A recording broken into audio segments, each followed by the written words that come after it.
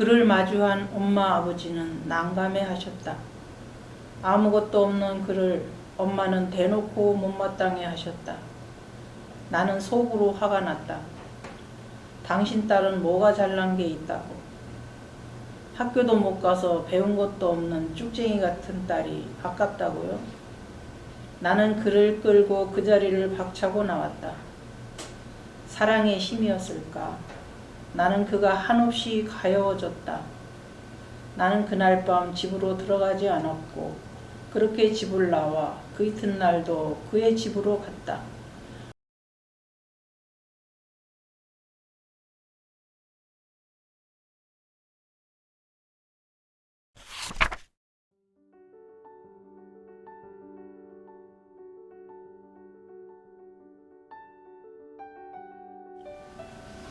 우리 아버지는 5남매를 낳으셨다.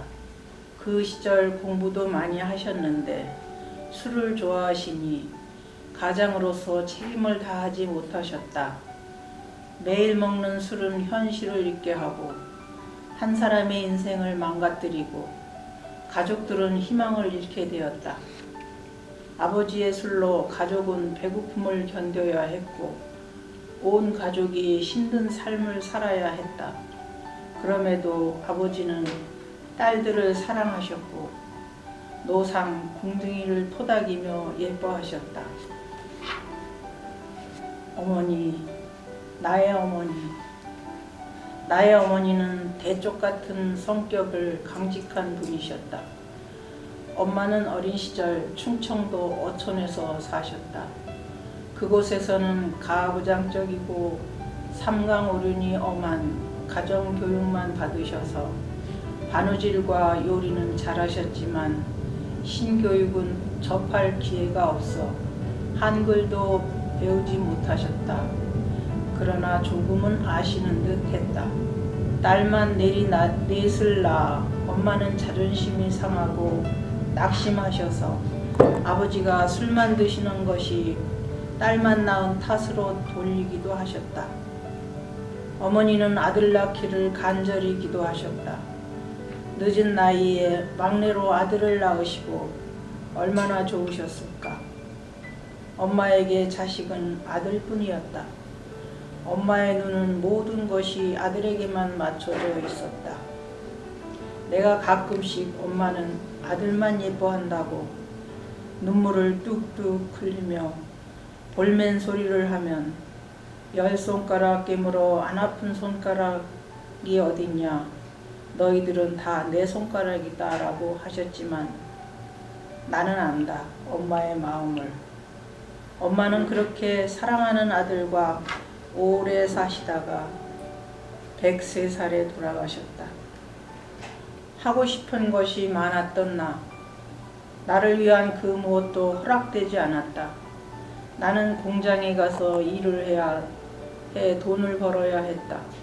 공장에서 일하고 집에 가서 잠자고 그런 반복적인 생활만이 나의 하루였다.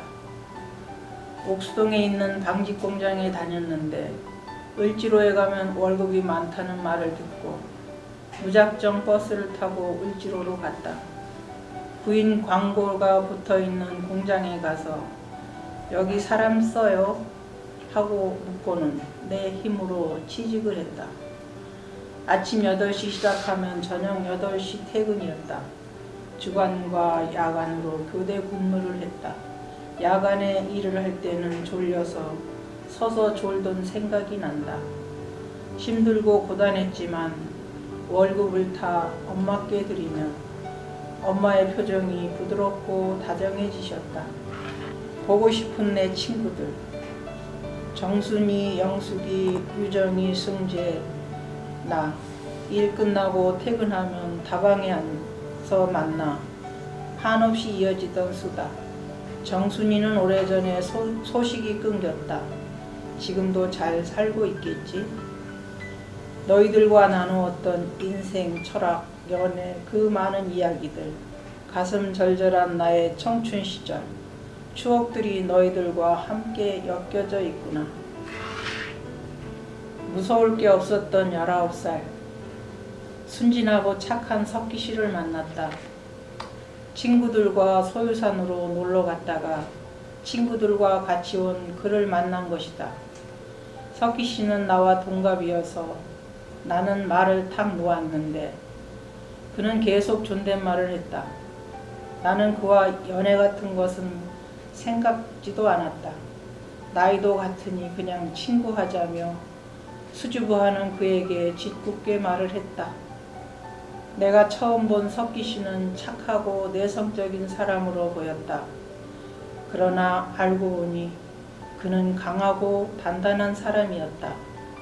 그는 을지로 일과 나는 을지로 육가.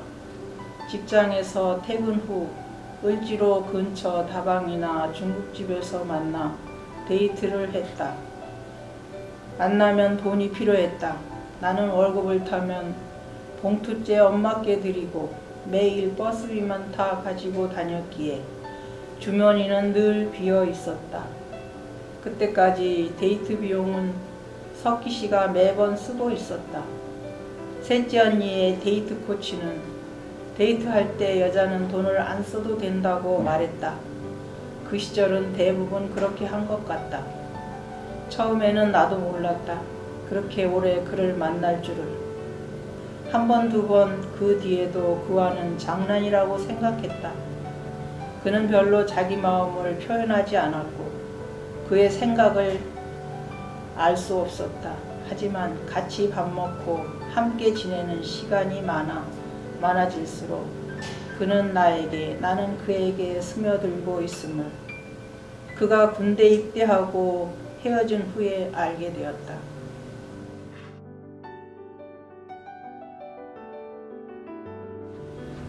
내 나이 23살 때 나는 그냥 그를 부모님께 소개하려고 했다. 그는 나이는 어리지만 책임감 있고 성실한 사람이라는 믿음으로. 그러나 그는 가난한 집안의 5남매의 장남인 것도 사실이었다. 그를 마주한 엄마 아버지는 난감해하셨다. 아무것도 없는 그를 엄마는 대놓고 못마땅해 하셨다. 나는 속으로 화가 났다. 당신 딸은 뭐가 잘난 게 있다고. 학교도 못 가서 배운 것도 없는 쭉쟁이 같은 딸이 아깝다고요? 나는 그를 끌고 그 자리를 박차고 나왔다. 사랑의 힘이었을까? 나는 그가 한없이 가여워졌다. 나는 그날 밤 집으로 들어가지 않았고 그렇게 집을 나와 그 이튿날도 그의 집으로 갔다. 어안이 벙벙한 그의 젊은 부모님은 눈치만 살피며 내게 집으로 들어가라고 타이르셨다. 아니에요. 저는 석기 씨와 살 거예요. 라고 단호하게 말했다. 그날 밤도 다음 날 밤도 퇴근해서 그의 집으로 갔다. 그렇게 한 달여를 보내고 직장 근처에 방을 얻어 둘이 살기 시작했다. 결혼하기로 마음을 굳게 다지고 사진을 찍었다. 석기 씨, 그동안 변함없이 사랑해줘서 고마워. 말로 표현해주지 않아서 젊어서는 많이 싸웠는데 지금은 아무런 불만도 불편도 없이 친구처럼 동지처럼 살고 있다. 석기 씨 고마워. 나와 함께 살아줘서 고맙고 사랑해. 너를 임신한 것을 알고 나는 기뻤다. 이제 정말 내 결혼이 사실이 되는 느낌이 들어서 너의 태동을 느끼며 나의 마음은 더 단단해져서 모든 두려움을 떨쳐낼 용기가 솟아났다. 나의 결혼 생활은 초라하고 불안정했지만 석기 씨는 그때 아직 군복무 중이었다. 너를 지켜 낳으려는 나의 의지는 그 모든 환경의 불리함을 이겨낼 수 있었다. 그런데 희한하게도 나는 점점 착한 형찬이가 되어갔다. 예전의 나와는 달리 마음이 선해지고 아기들이 왜 그리 예뻐 보이던지.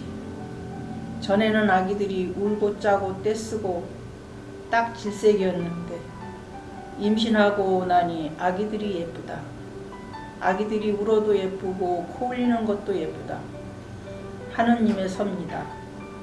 엄마는 아기가 예쁘고 정다워 육아를 할 수 있는 힘을 주시는가 보다.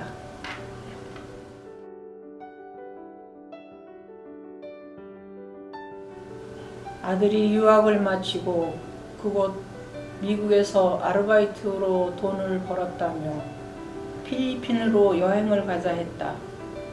필리핀 여행지는 바닷가 호텔이었다. 음식도 맛있고 바닷가 카페에서 와인을 마시고 아들과 남편, 나는 춤도 추고 깔깔 웃으며 즐거웠다. 아들 고마워. 그리고 미국에서 무사히 돌아와줘서 얼마나 좋은지 몰라. 앞으로 요리도 잘하고 멋진 꿈 마음껏 펼치며 살으렴. 내가 기도할게.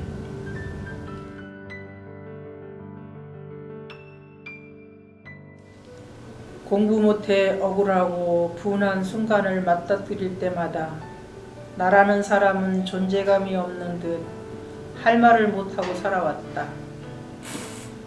우연히 해피누리 노인복지관을 알게 되어 공부를 하게 되었고 초등 검정고시를 합격하고 관장님과 많은 복지관 회원님들의 축하를 받으며 졸업식을 하게 되니 나는 꿈만 같았다. 또 저의 큰딸과 남편, 아들까지 참석해 주니 그야말로 감개무량이었다.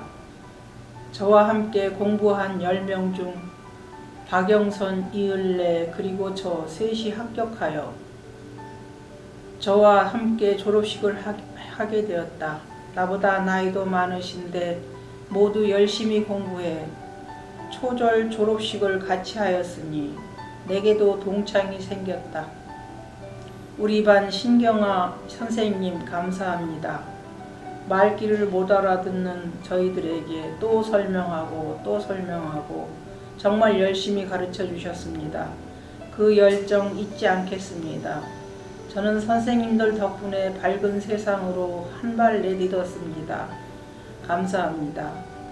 그리고 인생 수업을 통해 또 한 분의 선생님을 만났다.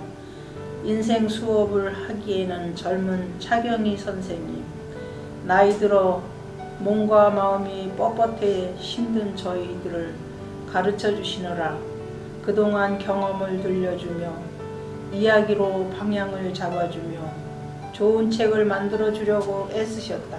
감사합니다. 저는 앞으로 건강이 허락하는 한 공부를 계속할 것입니다. 저를 아는 모든 분들에게 감사한 마음을 전합니다. 2002년 11월 민형찬. 신체 일부를 사진으로 찍어보라고 해서 손을 찍었다. 내 신체 중에 손이 예쁘다는 소리를 가장 많이 들은 것 같다. 그러나 이 손으로 식당을 운영하며 요리를 했고 맏며느리로 제사 음식, 가족들의 식사 준비, 요리를 가장 많이 만든 손이다. 돈 없는 신랑을 만나 살면서 내내 나는 돈을 벌어야 했다. 내 손, 나의 예쁜 손, 수고했어. 이제 돈 버는 일 그만하고 공부만 열심히 해봐. 사랑한다. 인생 노트를 정리하면서 인생 노트를 시작하면서 사진을 놓고 그때를 기억하는 순간 떠오르는 추억들이 새삼 가슴 한쪽이 뻐근하게 저려오는 듯이 아프게 펼쳐진다. 이제는 다 이해할 수 있지만 그때는 학교도 못 가고 공부 못한 것을 엄마만 원망스러워했다.